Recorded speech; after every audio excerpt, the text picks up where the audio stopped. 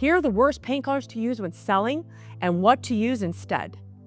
That trendy paint color you saw online or on Pinterest, it might be the reason buyers are walking away.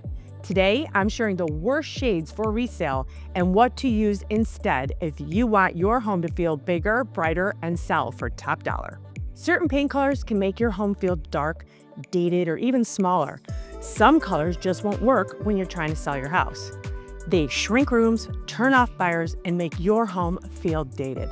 Here's what to skip and what to use instead to make your space feel bigger and more inviting. Let me start by saying forest green is very in right now, and so is color drenching. I'm literally sitting in my living room, which is painted black. It's dramatic, cozy, and I love it. But when it's time to sell, I'll likely need to repaint it, because the truth is, the colors we love for living in a space aren't always the best for selling it.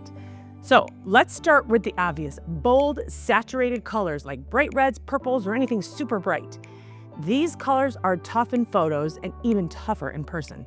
They make rooms feel smaller, distract buyers, and usually end up on the, well, we'll need to repaint list. If you want something timeless and elevated, I love Benjamin Moore, Balboa Mist, and Pale Oak. They're soft, warm, and incredibly versatile. And unlike colors like Revere Pure or Accessible Beige, they actually feel current and fresh, not dated. Another trap? Overly bright yellows and oranges. They're meant to make you feel cheerful, but they usually just feel loud and mismatched. So stick with warm whites or grayish tones instead, like Edgecomb Gray from Benjamin Moore is a great option that softens and gives warmth without overpowering a room. Now let's talk about dark colors. I actually don't recommend doing just one dark accent wall anymore. It tends to look choppy and quite dated. If you love drama and moodiness, go all in, like I did. Paint the whole room a deeper shade and color drench it, which means walls, trim, and sometimes ceiling.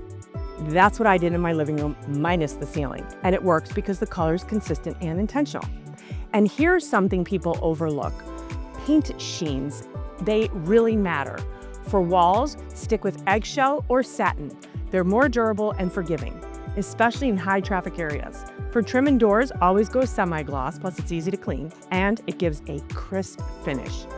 And for ceilings, use flat white because it hides imperfection and keeps the room feeling airy. Paint is one of the easiest and most affordable ways to update a home, but choosing the right color and finish makes all the difference. If you're living in the home now, have fun with it and just enjoy. But if you're planning on selling, think strategically. The right paint choice can completely change how buyers feel and what they're willing to pay for a home.